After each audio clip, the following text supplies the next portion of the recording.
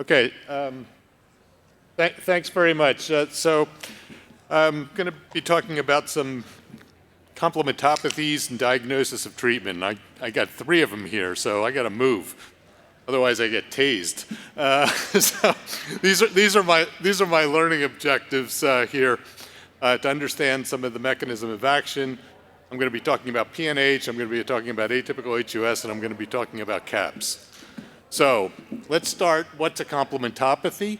So complementopathies are diseases where complement, very important part of our immune system, is the principal driver of the disease. And if you interfere with complement, you can pretty much reverse the disease process, sometimes almost entirely.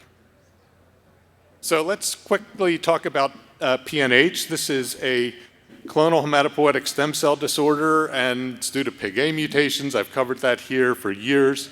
There are 2 GPI-anchored proteins that are missing, and this is most relevant to the red cells, but they're missing on all cells.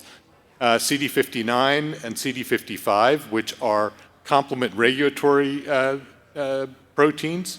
So patients are very prone to intravascular hemolysis, and this is the urine of a PNH patient. CD59 blocks terminal pathway, so it blocks the formation of the membrane attack complex. CD55 is upstream and helps control the C3 and C5 convertases. So I'm not going to go through all these trials, but I will tell you it's amazing. There are now 6 drugs that are approved for the treatment of PNH, and they're all good drugs, but I'm going to try and simplify this for you. So you have C5 inhibitors, eculizumab and ravulizumab are the 2 most common ones. For PNH, you can pretty much forget about eculizumab because of its relatively short half-life of 2 weeks. Ravulizumab's the same drug. You can give it 6 times a year, 8 weeks coverage. That's what you should be using if you're using a C5 inhibitor. Crovalimib is sub-Q on the bottom. It can be given monthly after initial IV infusion, but it's probably easier to go Q2 months. Then there are the ones that block the alternative pathway of complement. They are often referred to as upstream complement inhibitors. I don't like that term because they aren't upstream of anything in the classical or lectin pathway. They are specific to the alternative pathway. That's pegcetacoplan, iptacopan, danicopan. So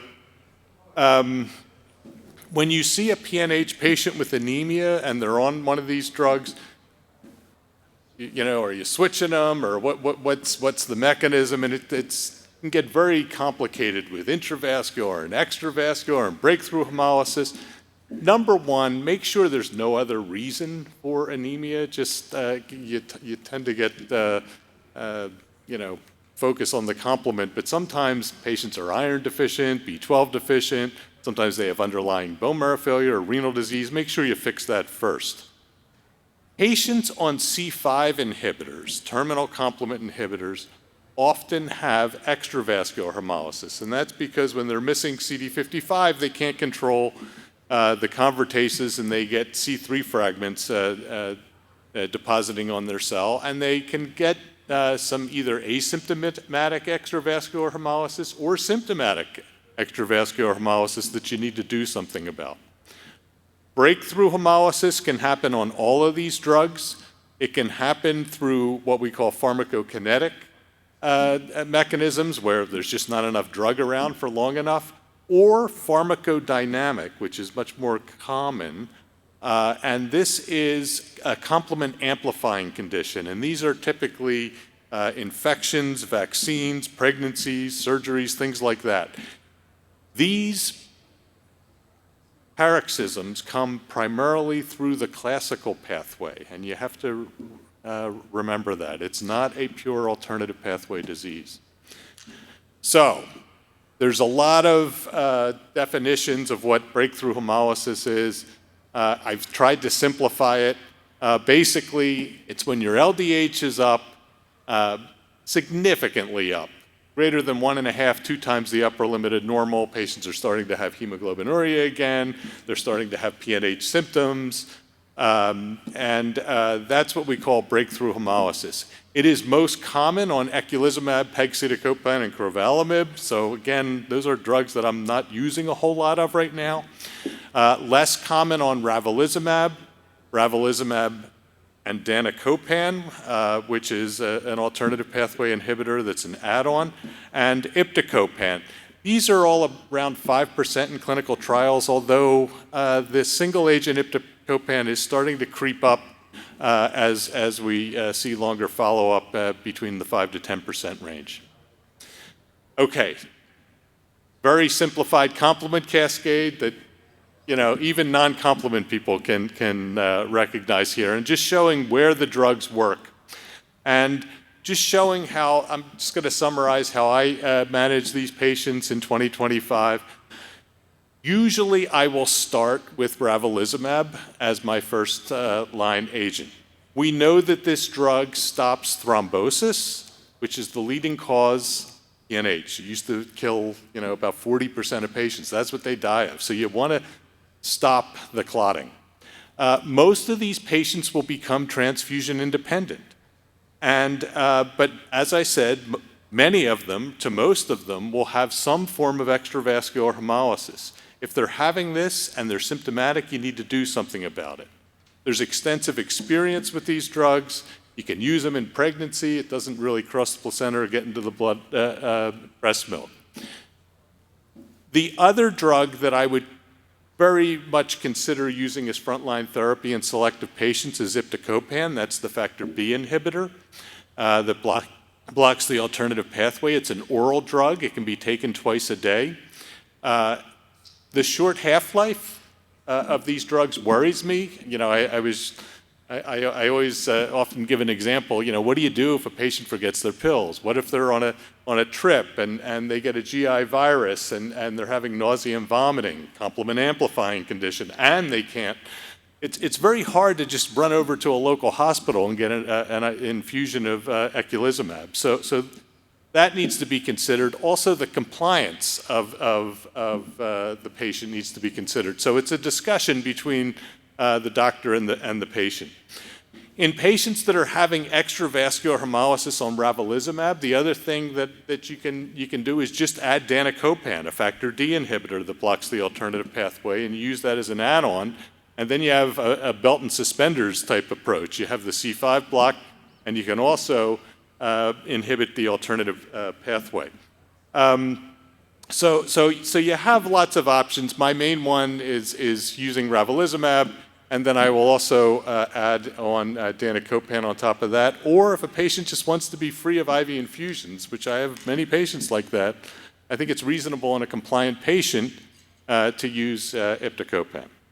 All right, on to atypical HUS. So lots changed here. This is a disease that we were all taught for the last 50 years is an alternative pathway disease, because most of these patients have genetic mutations. This is where genetics have led us astray in the alternative pathway of complement, but many of these regulators also regulate the classical pathway as well. And we're taught that if you have one of these underlying mutations, and these tend to be in factor B, in factor H, C3, CD46, and you get a trigger, usually a classical pathway trigger, inflammation, surgery, pregnancy, autoimmunity, etc., that leads to complement activation and destroys the endothelium, leads to fibrin deposition, and that's how you get your atypical HUS. The problem is about 50% of patients don't have one of these rare variants or antibodies against factor H.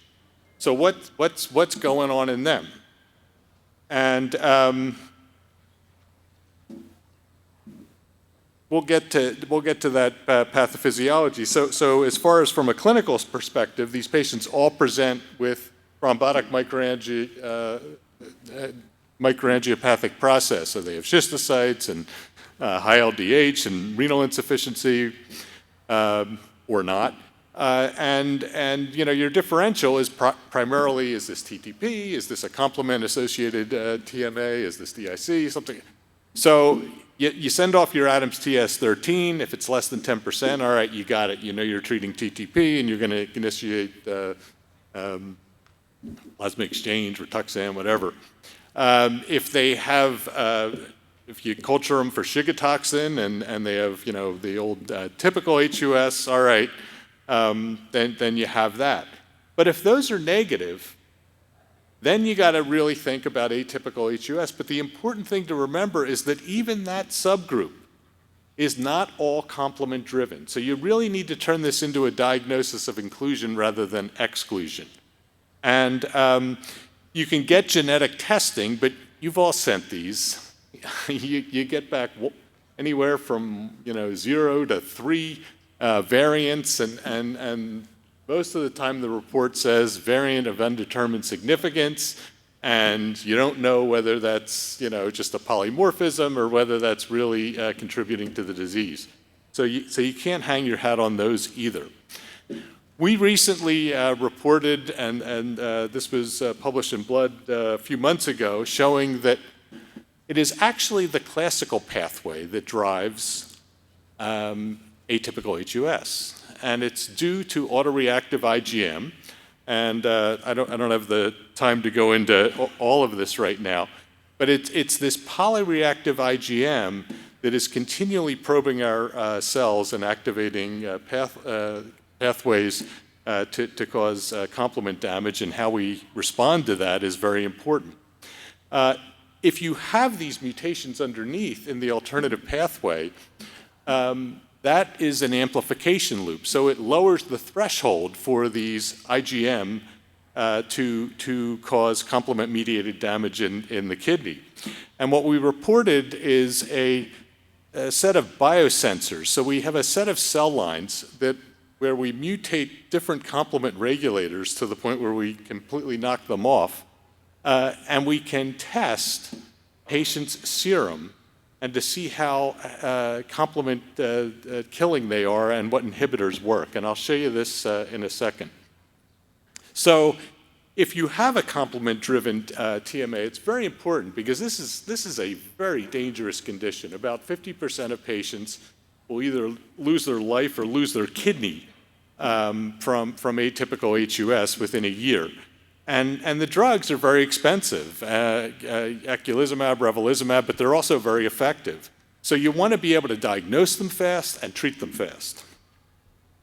So these are the complement biosensors we developed. These are the autonomously luminescent cell line. So, and I don't have time to go in why they're green, but they are green. And we have wild type, and we picked a cell line that has the same complement regulatory proteins as the renal endothelium.